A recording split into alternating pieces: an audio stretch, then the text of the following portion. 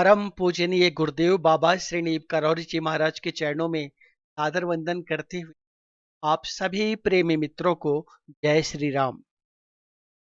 मैं और मेरे बाबा नीम करौरी सीरीज में आज ये अनुभूति मैं आपके समक्ष रख रहा हूं और इस अनुभूति के माध्यम से आपको आपके बहुत सारे प्रश्नों के जवाब मिल जाएंगे तो आपने पिछले लगभग 1.5 महीनों में मुझसे किए हैं।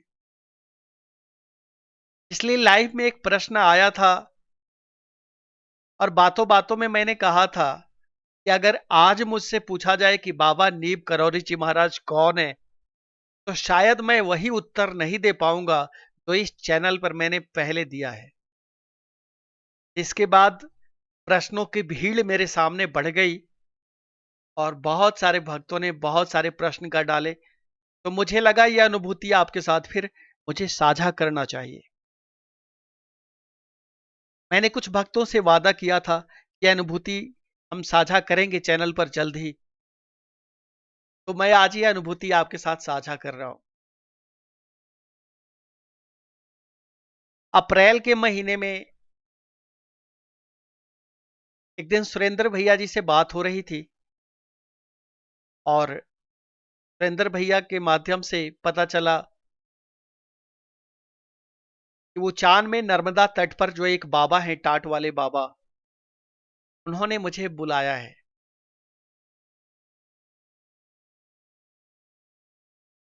पहले भी उन्होंने एक दो बार ये बातें बताई थी और उस दिन भी जब बताई तो उस दिन के ध्यान पूजन में सोते वक्त जो मैं करता हूं, मैंने जाके बाबा से पूछा कि बाबा, इंदौर जाने की योजना है और महाकाल के दर्शन, ओंकारेश्वर के दर्शन और आसपास मालवा के जो तीर्थ हैं वहां के दर्शन करने की योजना पहले से भी थी और हमारे प्यारे सुरेंद्र भैया ने बुलाया भी है और वहां एक जो नर्मदा तट पर विचरने वाले बाबा हैं उन्हें भी बुलाया है। अब आपको याद होगा हमने चैनल पर एक वीडियो भी डाली थी और एक सिद्ध संत के बारे में बताया था जो नर्मदा की परिक्रमा में है और उनकी कई बातें बाबा दीप करौरी जी महाराज से मिलती जुलती थी। और चैनल पे एक भक्त अर्पित कुल श्रेष्ठ हैं आगरा से, उन्होंने कभी ये लाइव में ही सवाल पूछा था कि क्या बाबा नीम करौरी आज भी नर्मदा के किनारे मिलेंगे जैसा कि बाबा ने कभी अपने भक्तों से कहा था। एक और दृष्टांत आता है कि बाबा ने नर्मदा के किनारे टाट पहने हुए एक बाबा के रूप में अपने एक परम प्रिय भक्त को, जो लखनऊ के थे, उनको दर्शन भी दिया था।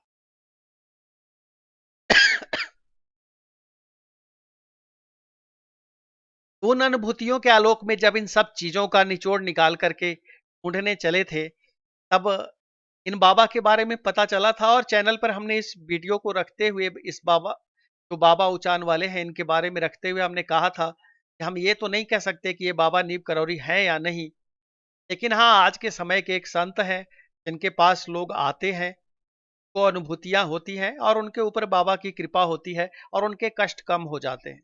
उनकी कई बातें बाबा नीम करौरी से मिलती जुलती। तो बाबा नीम करौरी जी महाराज ने उस दिन ध्यान पूजन के बाद तुरंत अनुमति दे दी और बाबा का इशारा था, ठीक है, जा क्या, जा जा। के बाद फिर जाने की योजना बनती है, जल्दबाजी में जैसे भी योजना बन सकी। अब बाबा का इशारा था, ये तो सफल होना ही था, तो ट्रेन टिकट बुक करा जाता है, जैसे जो है उपलब्धता होती है उसके हिसाब से प्लान बन जाता है और 1 अप्रैल में ही एक तारीख मुकर्रर हो जाती है, 30 अप्रैल। और इंदौर के लिए प्रस्थान करने से पहले 2 दिन पहले की बात है, अल्पना जी छत में ऊपर के जो कमरे में जो बाबा का, हमारे यहाँ विश्राम कक्ष है, जो बाबा वहां पे विराजते हैं, चैनल पर मैं कई अनुभूतियों में उस कमरे का आपको वीडियो दिखा चुका हूं। तो कल्पना जी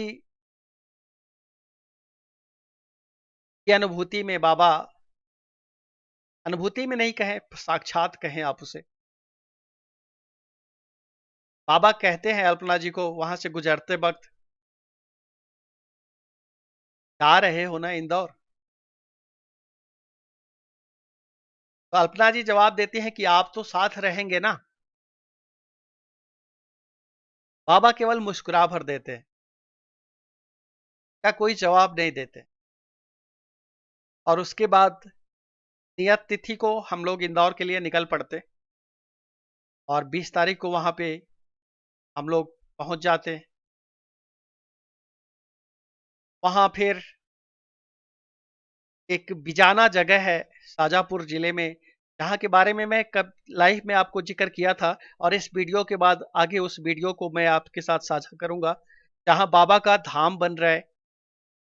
के लिए बाबा नीप करोरी जी महाराज के लिए एक ट्रस्ट बनाया गया है, जहां पे एक बाबा के लिए और हनुमान जी के लिए, राम दरबार के लिए, माँ बगलामुखी और माँ तारा के स्वयंभू प्रकट होने के उस स्थल पर एक तीर्थ के रूप में डेवलप करने की योजना है। तो उस जगह पर जाकर के हम वहां हवन करने जाते हैं माँ बगलामुखी के दरबार में। और वो हवन का जो अनुभव है वो बड़ा ही दिव्य रहा, बहुत ही अच्छी अनुभूति रही। उसके अगले दिन ओंकारेश्वर जाते हैं, और कभी मन में एक भाव आता था, ये सब कुछ कैसे हो रहा था कुछ समझ नहीं आ रहा था। माँ बगलामुखी का हवन करने की इच्छा थी, कोई जगह उपलब्ध नहीं था, हमें वहां जाने से पहले तक नहीं पता था। यहां तक कि जब तक हम हवन करने गए थे तब तक भी हमें ये नहीं पता था कि हम माता बगलामुखी का वो हवन करने करने वाले हैं यहाँ पे, जो पता नहीं कब से दिल में तमन्ना थी। तो बाबा ने जब ये यात्रा के लिए हमें हाँ कहा होगा, तो बाबा ने इन सारी योजनाओं को पहले से ही फिक्स कर दिया होगा, अमली जामा पहना दिया होगा। मुझे तो वहां पहुंच के भी पता नहीं था, मुझे लगा यहाँ हवन करना है, मतलब बगलामुखी मंत्र से कुछ हवन पूजन वही होगा। ये नहीं पता था कि माता बगलामुखी का जो ये इतना बड़ा विशाल हवन होता है, ये हवन यहाँ पे हमें करना है। वहां 21 अप्रैल की बात है, उस जगह पे उस सिद्ध शक्तिपीठ पर, माँ बगलामुखी और माँ तारा के सिद्ध शक्तिपीठ पर हमने हवन किया है। और वहां जो हमने बाबा से जुड़ी हुई और वहां उस स्थल से जुड़ी हुई जो वीडियो रिकॉर्ड करी है, वो हम आपको चैनल पर इसके बाद साझा करेंगे। उसके अगले दिन 22 अप्रैल को ओंकारेश्वर की यात्रा पर जाते हैं, और ओंकारेश्वर की यात्रा पर महेंद्र उपाध्याय भैया हमारे साथ थे, अजय भैया साथ थे, सर भैया और उनका पूरा परिवार साथ था। हमें उस वक्त तक नहीं पता था कि वहां जाकर के जो हम करने वाले हैं, ये 1008 पार्थिव शिवलिंग का पूजन करने वाले। कभी ग्रंथों में इस पूजन के बारे में पढ़ते थे, कल्पना नहीं थी, लेकिन महेंद्र उपाध्याय भैया ने वहां ओंकारेश्वर जैसे जगह में व्यवस्था जमाई, और ओंकारेश्वर तीर्थ में जाकर के ये पार्थिव पूजन संभव हो पाया। उसके अगले दिन का हमारा पड़ाव था उचान नर्मदा तट, बाबा का वो आश्रम, टाट वाले बाबा का। टाट वाले बाबा के पास जब दर्शन करने गए, और टाट वाले बाबा से एक प्रश्न था, जिस प्रश्न के कारण ही बाबा ने कहा था कि को यहाँ पे बुला लो। तो जब वो प्रश्न बाबा के सामने रखा वहां पे जाकर के दर्शन के बाद, तो बाबा ने उस प्रश्न का जवाब देना टाल दिया, और टालने के बाद अगले दिन लौटने तक उस प्रश्न का बाबा ने जवाब नहीं दिया। बाबा की कुटिया में रात भर नर्मदे हर का कीर्तन चलता रहा। बाबा के पास बहुत सारे भक्त मिले, बहुत सारे भक्तों को हमने वहां देखा, आते हुए जाते हुए, वहां से लाभान्वित होते हुए। बाबा की कुटिया में बैठे बैठे नर्मदा के तट पर बाबा ने हम लोगों को रात में रुकने कहा, और जो हमारे साथ और जो दूसरी गाड़ी से गए थे, अजय भैया थे, मनु भैया थे और उनके परिवार के लोग थे। मनु भैया की पत्नी और मनु भैया की बहन भी थी साथ में। उन लोगों को बाबा ने जाने की इजाजत दे दी और सुरेंद्र भैया और हमारी पूरी चार लोगों की जो फैमिली थी, हम लोगों को रुकने कहा। रुक गए रात में वहीं पे नर्मदा के किनारे। उधर नर्मदे हर का कीर्तन चल रहा है और उस बीच में हमने दिल में इच्छा हुई कि ध्यान करें। और जब ध्यान में गहराई में गए तो बाबा श्री नीम करौरी जी महाराज ध्यान में प्रश्न करते हैं और जो प्रश्न है वो यही है, कैसे रही अब तक। तो हम बाबा से कहते हैं कि बाबा, हम तो ये सोच के आए थे और हमें ये लग रहा था, यहाँ जो ये उचान तट पर बाबा है, ये हमारे बाबा श्री नीम करौरी जी महाराज हैं, जिन्होंने वादा किया था कभी नर्मदा के किनारे मिलने का अपने भक्तों। बाबा इसका सर ना में हिलाते हुए ध्यान से गायब हो जाते हैं। तो मुझे ये जवाब मिल गया था। ये चांद तट पर जो विराजित हैं टाट वाले बाबा, मौनी बाबा, ये आज के समय के एक संत हैं, लेकिन ये हमारे नीम करौरी जी महाराज नहीं। सुबह होती है नर्मदा में, फिर सुबह का स्नान वगैरह सब करके और टाट वाले मौनी बाबा ने कहा था यहाँ पे हलवा का भोग माँ को अर्पित करने के लिए और कन्याओं को अर्पित करने के लिए। वो सब की व्यवस्था करके वहां से निकलने की योजना थी और ये सब की व्यवस्थाएं चल ही रही थी। तो उसी बीच में मैं लघु शंका करने के लिए एक बाबा की जो वहां कुटिया बनी हुई थी नर्मदा के किनारे, मैं अब आपको ये बहुत बड़ी अनुभूति साझा करने वाला हूँ। तो उधर एक श्मशान घाट है और श्मशान घाट की तरफ थोड़ा दूर जाकर के मैं उधर लघु शंका के लिए निकल गया और उसके बाद वहां मुझे नर्मदा जी का जल पास में दिख रहा था। तो मैंने सोचा हाथ धो करके अपने आप को पवित्र कर लूं, फिर वापस कुटिया की तरफ लौटूं। तो जब हम उस तरफ बढ़ते हैं तो मैं देख रहा हूं कि जो श्मशान घाट की तरफ से एक लगभग 55 से 60 साल की उम्र के एक बुजुर्ग उतरते हुए आ रहे हैं। पूरा बाल सफेद, दाढ़ी सफेद, हो सकता है इससे ज्यादा भी उम्र रही हो, और सिर्फ धोती पहने हुए हैं। और इधर से मैं उतर रहा हूं, उधर से वो उतर रहे हैं। दोनों रास्ते एक जगह, जिस जगह पे जाके मिलते थे, जहां से नर्मदा जी का जल अब ज्यादा दूर नहीं था, तो वहां पे जाते ही मुझे देख के कहते, कहाँ से आए हो? तो मैं उन्हें बताता हूं कि मैं कहाँ से आया हूं। फिर वो पूछते हैं कि, सीधे पूछते हैं, मिले नीम करौली? और उस वक्त भी मेरे मन में कोई संशय नहीं आया कि ये कौन है। मैं ये भी नहीं समझ पाया उस वक्त कि ये मुझसे डायरेक्ट ये कैसे पूछ सकते हैं। ये तो मेरे मन की बात है कि मैं टाट वाले बाबा, मौनी बाबा जो उचान तट पर विराजित हैं, इनकी कई बातें बाबा श्री नीम करौरी जी महाराज से मिलती हैं और बाबा ने कभी कहा था कि मैं नर्मदा के किनारे मिलूंगा। तो उस तलाश में बाबा नीम करौली के हम भक्त कुछ भटक रहे हैं और उसी तलाश में इस बाबा से भी मिलने आए हैं, उचान तट पे विराजित इन बाबा से। ये प्रश्न तो सिर्फ मैं जानता हूं, या जो मेरे साथ के लोग हैं, खास करके केवल उस वक्त सुरेंद्र भैया थे, वो जानते हैं। और तो किसी को पता नहीं है।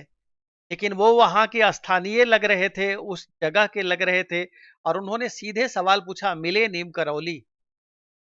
और मैं एक सम्मोहन की अवस्था में था, मैंने जवाब दिया कि अभी तक तो नहीं मिले। तो उन्होंने मेरी तरफ देखा बड़ी भाव भंगिमा के साथ, आंखों में आंखें डाल के देखा। वो आंखें अभी भी मैं भूल नहीं पा रहा हूँ। उन आंखों में जो ऊर्जा थी, जो चमक थी, और वो जो दृश्य था मेरे सामने, उसे अभी इस घटना के घटने के कितने 1.5 महीने होने वाले हैं, और उसके बाद भी मैं इसको भी भूल नहीं पा रहा। ये 24 अप्रैल के सुबह की बात है, नर्मदा के किनारे, लगभग 9:30 बजे, 10 बजे का समय रहा होगा, 10 से ऊपर का समय रहा होगा। वो पूछते हैं मिले नीम करौली। मैं एक जवाब देता हूं कि नहीं, अभी तक तो नहीं मिले। लेकिन बाबा ने कहा था, नीम करौली बाबा ने, कि नर्मदा के तट के किनारे मिलूंगा। तो हम लोग ढूंढते चलते हैं नर्मदा के किनारे, कोई भी संत हो, कहीं वो हमारे बाबा तो नहीं। इसके बाद वो नदी में छलांग मारते हुए कहते हैं, मुझसे ये कहते हुए नदी में छलांग मार देते हैं, जाओ घर, नहीं है यहां नीम करौली। नीम करौली भी नहीं कहा, स्पष्ट नीम करौली कहा। जब नर्मदा जी में वो छलांगे मार देते हैं और पानी के अंदर घुस जाते हैं, तो मैं पहले तो 1-2 मिनट तक लगभग अचंभित रहा। मैं एक सम्मोहन की अवस्था में था कि ये क्या हुआ। और उस वक्त तक ये समझ पाना मुश्किल था, क्या ये बाबा नीम करौली थे? कोई दूसरा कैसे जान सकता है कि हम यहाँ किसकी तलाश में आए हैं?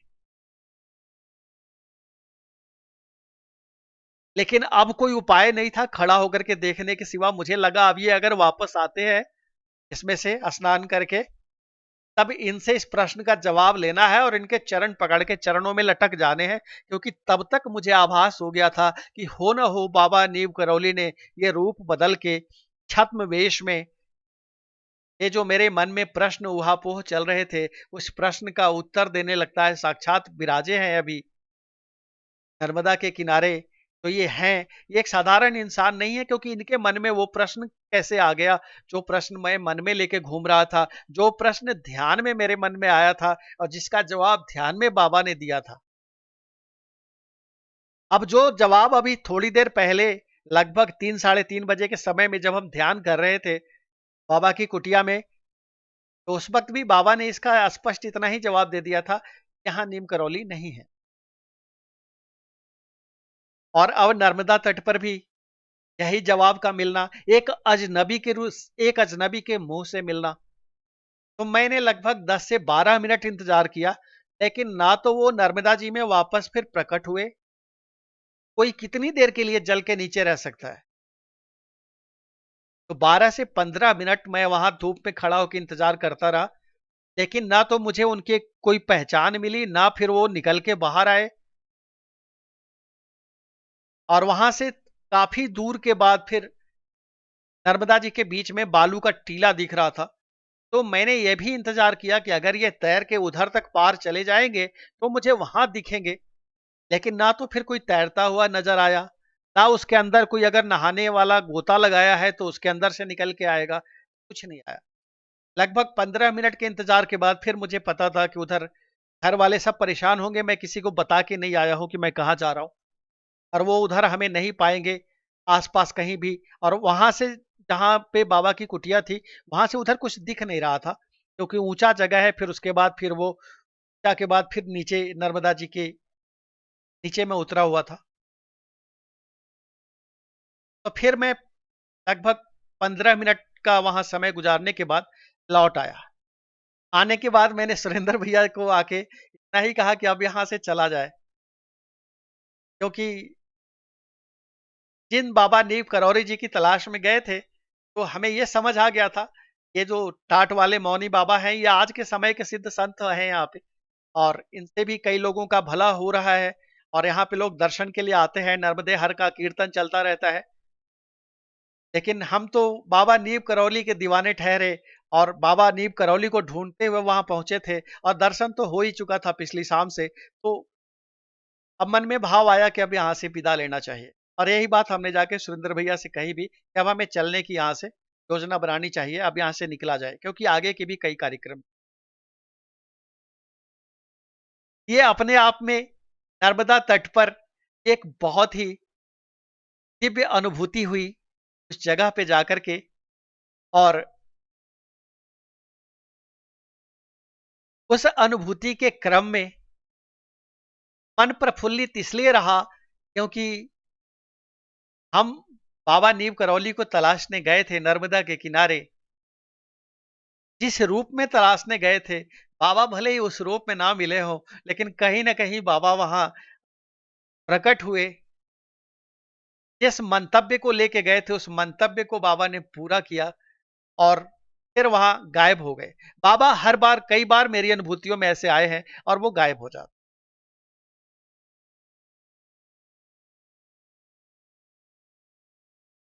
उसके अगले दिन का हमारा कार्यक्रम सियाराम बाबा के पास का था। फिर हम सियाराम बाबा के दर्शन के लिए जाते हैं और जो सियाराम बाबा भक्तों की तरफ देखते भी नहीं, अपने रामायण में गुम रहते हैं, वो सियाराम बाबा के पास जाकर के मैंने फिर एक प्रश्न रखा और उस प्रश्न के बाद सियाराम बाबा ने उसके ऊपर, उसकी लगभग 8 मिनट की वो वीडियो है, बड़ी दुर्लभ वीडियो है, 100 साल की उम्र से ज्यादा के सियाराम बाबा, और उन्होंने उस प्रश्न की फिर विवेचना करी, उस प्रश्न की व्याख्या करी। रामचरितमानस से जुड़ा हुआ प्रश्न था और ये प्रश्न का उत्तर मैं बहुत सारे मानस के मर्मज्ञों से ढूंढ रहा था, तो मिला नहीं था। लेकिन ध्यान में बाबा के सामने ये प्रश्न रखने के बाद इसका उत्तर मुझे ध्यान में जो मिला था, लगभग वही उत्तर, केवल शब्दों का हेर फेर है, भाव वही है, वही उत्तर सियाराम बाबा के माध्यम से हमें सियाराम बाबा की कुटिया में अगले दिन मिला। वो तारीख थी 25 अप्रैल। उसके बाद की तारीख आती है 26 अप्रैल, जब हमें महाकाल के दर्शनों को जाना था। और महाकाल के दर्शनों के लिए जब जा रहे थे तो बड़े ही दिव्य तरीके से महाकाल के दर्शन हो गए। जहां लग रहा था कि वहां दर्शन महाकाल के होने मुश्किल है, वहां महेंद्र उपाध्याय भैया के माध्यम से कुछ ऐसी व्यवस्थाएं बन गई कि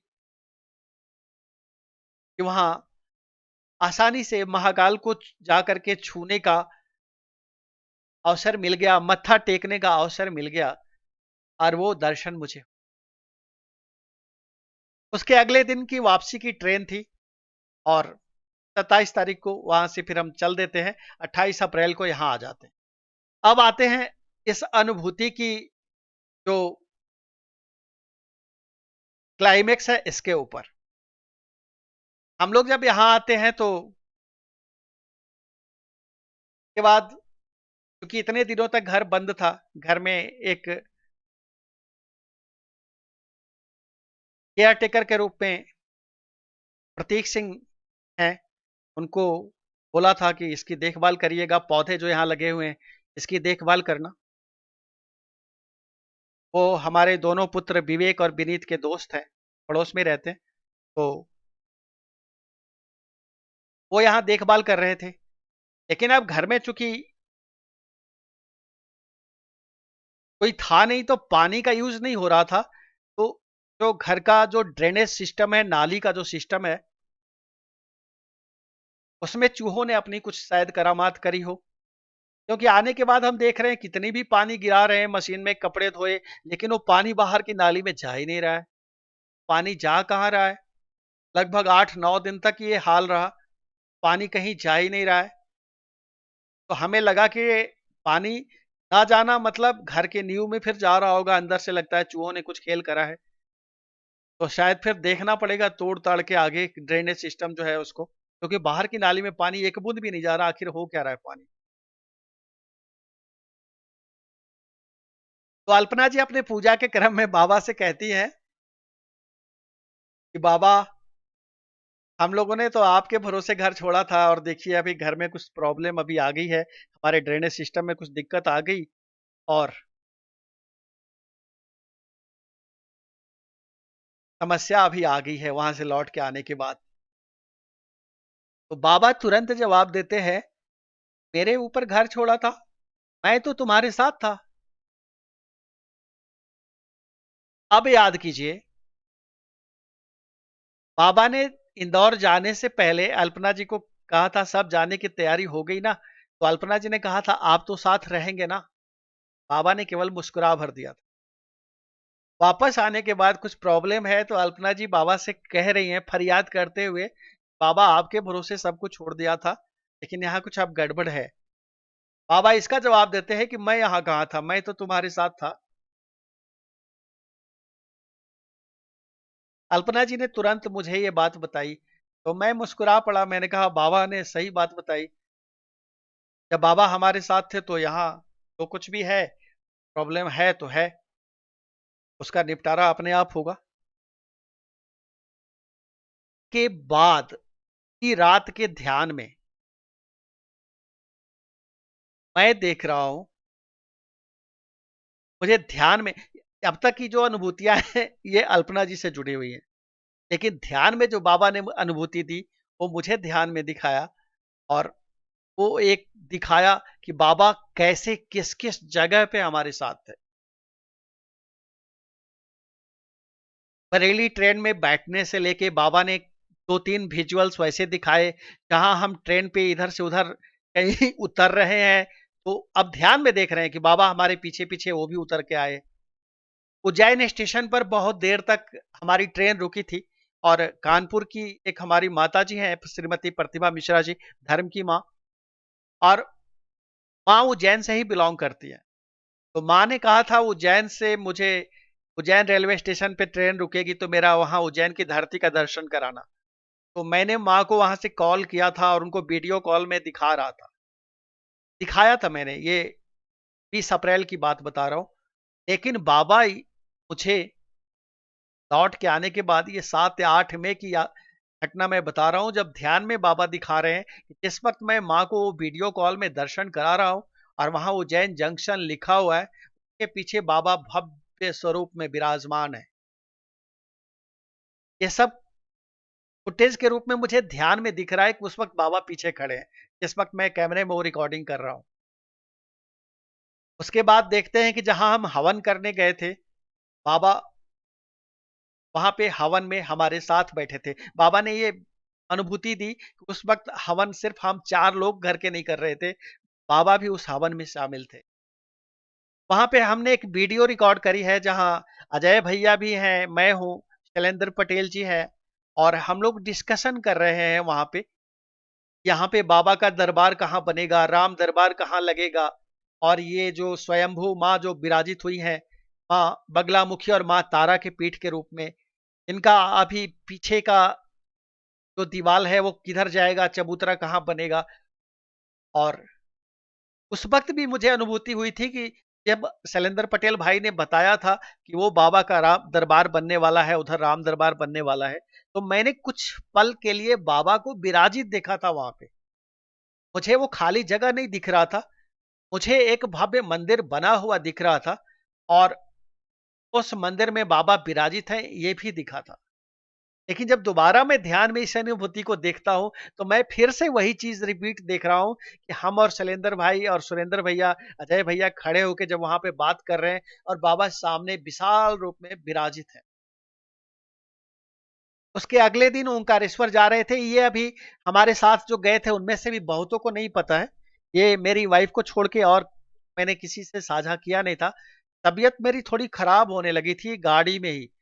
हम पहले ओंकारेश्वर के लिए निकले थे, तो महेंद्र उपाध्याय भैया हमारे साथ, महेंद्र उपाध्याय भैया की गाड़ी में हम लोग ट्रेवल कर रहे थे। तो इसके पहले की झाड़ उखाड़ एक हनुमान जी हैं, उनका दर्शन करते हुए और अखिलेश्वर धाम का दर्शन करते हुए फिर हम लोग ओंकारेश्वर के लिए रवाना हुए थे। तो वो झाड़ उखाड़ हनुमान जी के पहुंचने तक मेरी तबीयत बहुत अंदर से खराब हो रही थी। मंदिर के पास उतरने के बाद थोड़ी देर के लिए ठीक हो गई, दर्शन किया, और उसके बाद फिर वहां एक बहुत बड़े शिव जी का लिंग बना हुआ है, और हमने देखा, हमारे परिवार के बाकी सब बच्चे और वाइफ अल्पना जी, ये सब उसके ऊपर छत पे चढ़ गए थे उनको दर्शन करने के लिए।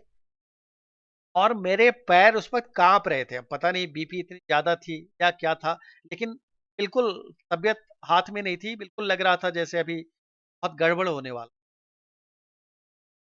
तो मैं किसी तरह से ऊपर तक पहुंचा था और जा करके वहां दर्शन करके वापस लौटा था। बाबा ने जो ध्यान में अनुभूति दिखाई, वो दिखाई कि जब हम वो ऊपर जो वो विशाल शिवलिंग बना हुआ है वहां दर्शन करने गए थे और वहां छू के दर्शन कर रहे थे, बाबा उस वक्त हमारे पीछे बिल्कुल खड़े थे। उस वक्त जो वहां से फिर सीढ़ियां उतर रहे थे, शायद सीढ़ियां उतरने के वक्त तक मेरी तबीयत इतनी ज्यादा बिगड़ चुकी थी कि मैं वहां से सीधे बाथरूम में चला गया, क्योंकि मुझे लग रहा था मैं उल्टी करूंगा तो ठीक होगा, या कुल्ली करूंगा तब ठीक होगा, या सर पे पानी डालूं, क्या करूं। तो इमरजेंसी मेडिसिन मेरे पास थे, मैंने उस वक्त तुरंत कर करके मुंह में डाल के चबा लिया था, और उसके बाद तुरंत वॉशरूम की ओर चला गया था। जब मैं वॉशरूम की ओर गया था तो मेरा बड़ा पुत्र विवेक वो पीछे पीछे उधर आके वो उधर बाहर खड़ा था। बाकी साथ वाले में से किसी को ये सब की जानकारी नहीं है। लेकिन बाबा ने फिर ये अनुभूति में दिखाई कि जिस वक्त मैं ऊपर वो जो विशाल शिवलिंग का वहां पे बना हुआ है, बाबा ने उस वक्त पीछे से मेरे पीछे खड़े थे और बाबा ने वहां से पकड़ लिया था। और शायद उसके बाद की मुझे स्मृति नहीं है कि कैसे सीढ़ियों से उतरा, क्योंकि तबीयत काफी डाउन थी और बाबा ने ही फिर बाकी सब कुछ देखा होगा। और वॉशरूम में जाने के बाद एक दो उल्टी करने के बाद वो जो इमरजेंसी दवाई ली थी के बाद और फिर से वो झाड़ उखाड़ मंदिर में, चूंकि पहला बार में मुझे मन नहीं भरा था तो मैं दोबारा फिर से जा करके झाड़ उखाड़ मंदिर में जो हनुमान जी की मूर्ति है मैंने वहां जा करके, तब तक भीड़ भी खत्म हो चुकी थी, मैंने पास जा करके फिर वहां प्रणाम किया। और उसके बाद फिर लगा जैसे अब तबीयत थोड़ी ठीक हो रही है।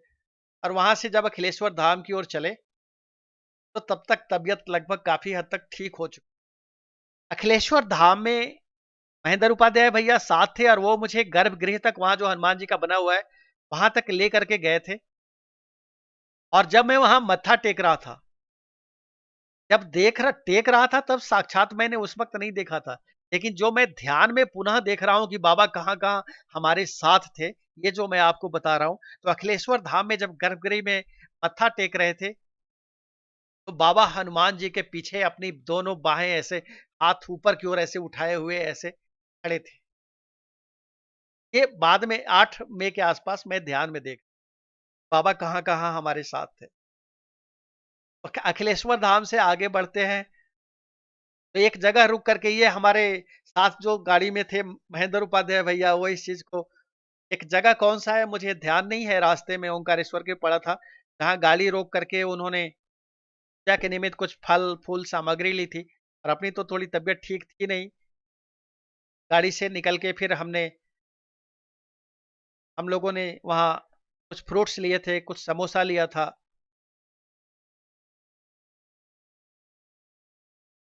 ध्यान में देखते हैं कि बाबा गाड़ी के छत के ऊपर बैठे हैं और अपना दोनों पैर सीधा बोनट पर टिकाए हुए हैं। कोई गाड़ी की छत पे बैठे और अपना पैर बोनट के नीचे टिका नहीं सकता उस गाड़ी पर। लेकिन अब बाबा थे, कैसे थे, बैठे हुए थे।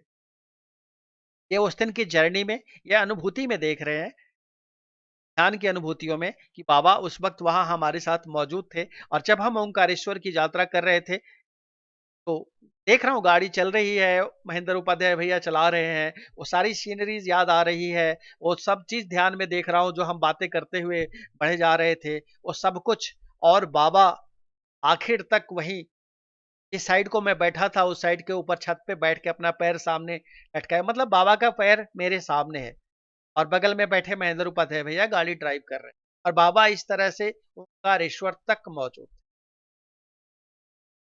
ओंकारेश्वर की एक फोटो है, मैं कभी चैनल पर और किसी दूसरे वीडियो में जब आऊंगा तो साझा करूंगा। जब वहां पार्थिव लिंग पूजन हम लोगों ने कर लिया, 1008 पार्थिव लिंग पूजन, तो वहां पे जो शिवलिंग एक मौजूद थे वहां पे मैं जा करके उन्हें मत्था नवाने गया था।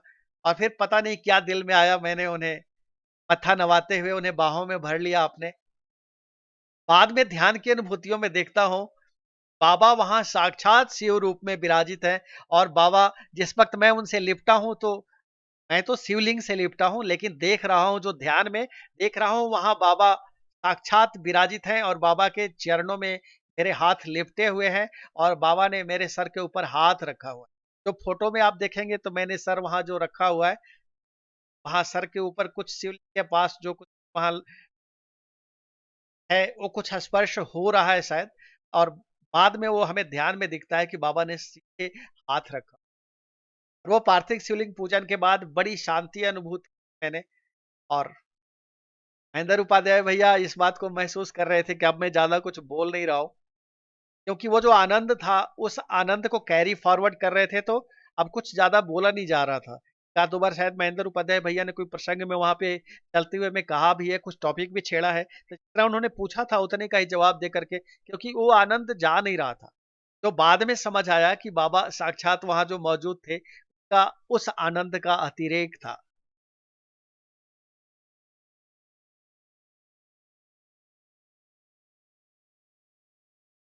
अब महाकाल का अंत में सियाराम बाबा के पास जब हम गए थे, तो सियाराम बाबा के पास की अनुभूति हमने आपको बता दी। सियाराम बाबा बोल रहे हैं, ये ध्यान में देखता हूँ, सियाराम बाबा बोल रहे हैं, मैं सुन रहा हूँ, हाथ जोड़े हुए, सर झुकाए हुए, और बाबा वहां पे मौजूद है, शिव रूप में मौजूद है। इसी बीच में शैलेंद्र पटेल भाई का फोन भी आ गया था, कुछ बात करने के लिए, फिर फोन बातचीत कनेक्ट हो नहीं पाई थी उस वक्त। वो वीडियो में भी आपको दिखेगा आगे, जब हम आपको सियाराम बाबा वाला वो वीडियो हम आपको चैनल पर आगे प्रस्तुत करेंगे, सियाराम बाबा ने जो प्रवचन करा है।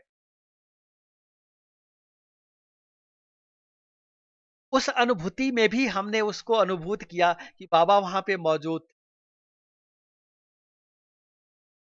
जब हम लोग वहां से लौट के आते हैं और ये श्री हनुमान हरि मंदिर दौर में, सीधे वहां से हम लोग हनुमान हरि मंदिर में आए थे, क्योंकि देर हो रहा था और वहां पे उस दिन सुंदर कांड का शायद पाठ होना था। और सुंदर इस उस दिन हनुमान चालीसा का पाठ होता है, मंगलवार का दिन था, और हनुमान चालीसा भी खत्म हो गई थी, लेकिन वहां हमें हनुमान हरि का दर्शन करना था। वहां जो भक्त लोग आते हैं उन भक्तों से मिलना था। वहां जब जाकर के वहां पे मुलाकात होती है, उस दिन की मुलाकात में जो मुलाकात वार्ता होती है वो तो वार्ता अपनी जगह, लेकिन जब ध्यान की अनुभूतियों में 8 मई को वापस देखते हैं तो बाबा ने एहसास कराया, वहां जो शिवलिंग बना हुआ है, वहां जब हम प्रणाम करने गए थे, बाबा वहां मौजूद थे, साक्षात बैठे हुए थे, दोनों हाथ उठाए।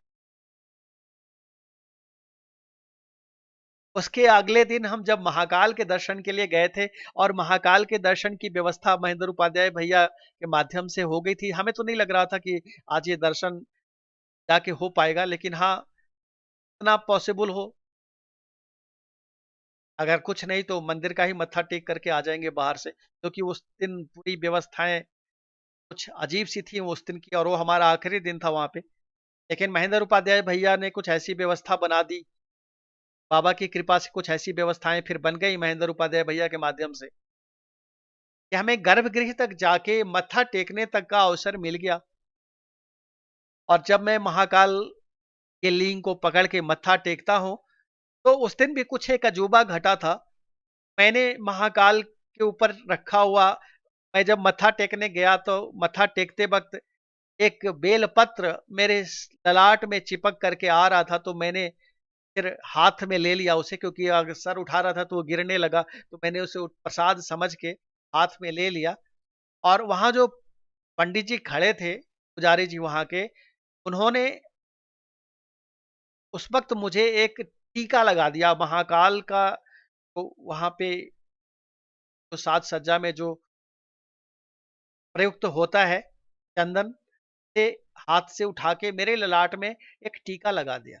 यह अद्भुत था, वो और किसी को तो नहीं लगा रहे थे, लेकिन जब मैंने वहां सर झुकाया था और मेरे को मिल गया वो बेलपत्र, और मैंने अपने हाथ में बड़ी श्रद्धा के साथ उठा के अपनी जेब में रख रहा था, तब तक उन्होंने मेरे ललाट पे टीका लगा दिया। मुझे लगा यह महाकाल के दरबार में अच्छा सा आशीर्वाद मिल गया, दर्शन हो गए, महाकाल को छूने का अवसर मिल गया, प्रणाम करने का अवसर मिल गया, और क्या चाहिए।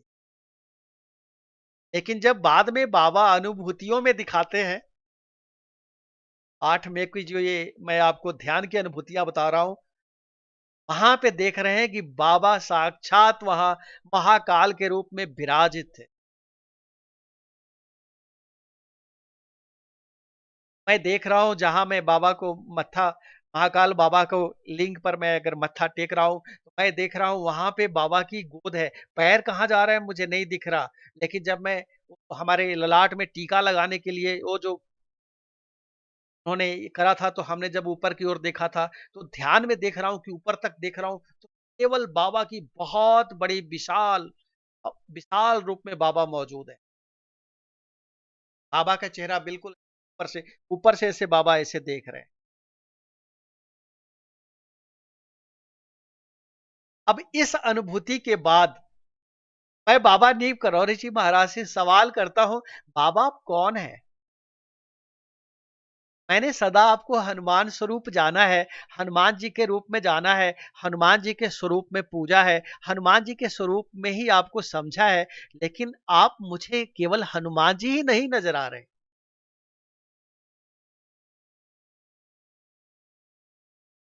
ये प्रश्न जैसे ही मस्तिष्क में आता है, बाबा पूरी तरह से शिवमय हो जाते हैं। बाबा का स्वरूप ध्यान में शिवमय हो जाता है और वहां से सारे प्रश्नों के जवाब मिल गए। अब मैं और मेरे बाबा नीम करौरी सीरीज में जुड़ी जितनी अनुभूतियां मैंने आपको साझा की हैं इस चैनल पर, अगर आप थोड़ा उसको पलट के देखेंगे, जिस पहली अनुभूति से आप इस चैनल से जुड़े थे बाबा के, मैंने वहां पे कहा था, मुझे जो मुस्लिम फकीर मिले थे, उन्होंने मुझे कहा था, बाबा नीम करौली हर वक्त तुम्हारी रक्षा कर रहे हैं, हनुमान जी तुम्हारे घर में तुम्हारी रक्षा कर रहे हैं। अगर बाबा हनुमान जी होते तो दो अलग अलग चीजों की अनुभूति उनको कैसे होती, वो तो हमारे धर्म से भी नहीं थे।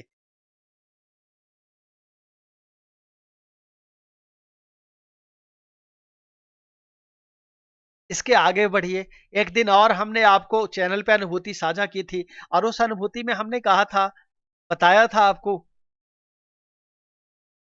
कि हनुमान जी हमारे लॉबी में स्नान कर रहे हैं क्योंकि बाथरूम बंद है और दरवाजा बंद कर देते हैं। यह अल्पना जी की अनुभूति थी। चैनल पे पीछे इसका जिक्र आया है, इस अनुभूति का आप वापस देखेंगे तो हनुमान जी अगर लॉबी में स्नान कर रहे हैं और हमें दरवाजा बंद करके जाते हैं कि मैं अभी स्नान करने जा रहा हूं, तो बात क्योंकि बाथरूम बिजी है, बाथरूम में कोई है, हम सब तो एक कमरे में बैठे हैं, फिर बाथरूम में कौन था? बाथरूम में बाबा श्री नीम करौरी जी महाराज थे। तब लॉबी में हनुमान जी स्नान कर रहे हैं और वो बाथरूम में बाबा नीम करौरी जी महाराज हैं। बाबा नीम करौरी जी महाराज शिव हैं। अब आपको जब ऐसे समझ लेंगे बाबा को, तो आपको हर प्रश्न का उत्तर मिल जाएगा। अगर बाबा हनुमान जी थे तो बाबा ने लोगों को हनुमान जी के मंदिरों से क्यों जोड़ा? राम का नाम लिखने से क्यों जोड़ा? बाबा शिव के साक्षात अवतार हैं, मैं अब ये कह सकता हूं। तभी बाबा ने सभी भक्तों को हनुमान जी की भक्ति से जोड़ा, राम के नाम से जोड़ा। क्योंकि आप देखेंगे तो राम जी शिव जी की भक्ति करने कहते हैं और शिव जी हमेशा राम जी की भक्ति करने कहते हैं।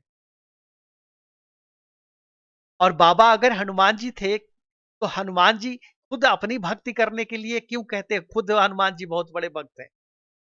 तो ये जो जितने प्रश्न थे, इन सबका सवाल का जवाब वो 8 मई को मुझे मिल गया और मैं इस प्रश्न का जवाब बहुत दिनों तक देना नहीं चाहता था। चैनल पर आप बार-बार पूछ रहे हैं क्यों कंटेंट नहीं आ रहा, क्यों वीडियोज़ नहीं आ रही। मैं उस आनंद के अतिरेक में अभी भी हूँ। आप मेरे चेहरे पर उस आनंद का अतिरेक देख सकते हैं। मुझे बहुत ही आनंद आ रहा है और मुझे लगा ये जो इंदौर की यात्रा है, ये पूरी तरह से सफल हो गई। इसने पता नहीं कितने प्रश्नों का शमन कर दिया मन में और किस-किस रूप में बाबा की अनुभूति करा दी। और ये भी अनुभूति करा दी कि बाबा हर वक्त इस यात्रा में हमारे साथ थे और कई अनुभूतियों के माध्यम से बाबा ने यह भी स्पष्ट कर दिया कि वो हनुमान जी तो एकादश रुद्रावतार हैं ही, रुद्र के अंश हैं ही, लेकिन बाबा केवल हनुमान जी ही नहीं है, बाबा साक्षात शिव हैं। मेरी अनुभूतियों में मैंने बाबा को अब तक यही जाना है कि बाबा हमारे साक्षात शिव हैं। और जब भी मैं बाबा से जुड़ी कोई भी अब अनुभूति, एक अनुभूति में आता है ना, बाबा ने किसी को वाराणसी में एक भक्त को ऐसी अनुभूति दिलवाई थी, किसी से बात करने लगे थे और बाद में उनको समझ आया था कि वो वहां पे शिव जी हो सकते हैं, शिव जी से मिलवाया था। और शिव पुराण जब भी मैं पढ़ता हूँ, शिव जी ने पता नहीं कितने रूपों में कब कब आकर के धरती पर कितनी लीलाएं करी हैं। तो मैं अब आज की तारीख में यह स्पष्ट कहता हूं, बाबा को हम सिर्फ हनुमान स्वरूप ही नहीं समझ सकते, एकादश रुद्रावतार हैं हनुमान जी, तो हनुमान जी तो उनके अंश हैं ही।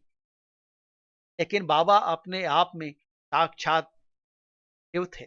और हम सब भक्त धन्य हैं जो हम सब ने अपने ऐसे लीलाधारी प्रभु का आश्रय लिया हुआ है जो पूर्ण परमात्मा है। इसीलिए बाबा से आप जो कुछ भी मांगते हैं, साक्षात शिव जो हर जगह रमन करता हो, बाबा के लिए कुछ भी देना असंभव नहीं है।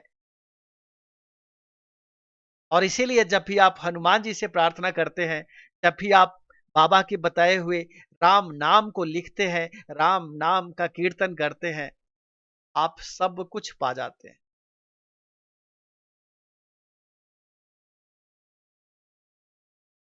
मैं समझता हूं जो भी भक्त बाबा के मार्ग में गहराई से चल रहे हैं, उनको यह अनुभूति और इन प्रश्नों के माध्यम से बहुत सारे जवाब मिल गए होंगे। तो आगे जो बाबा से जुड़ी और कुछ अनुभूतियां हैं, मैं वो आपसे साझा करूंगा। और इसके बाद मैं आपको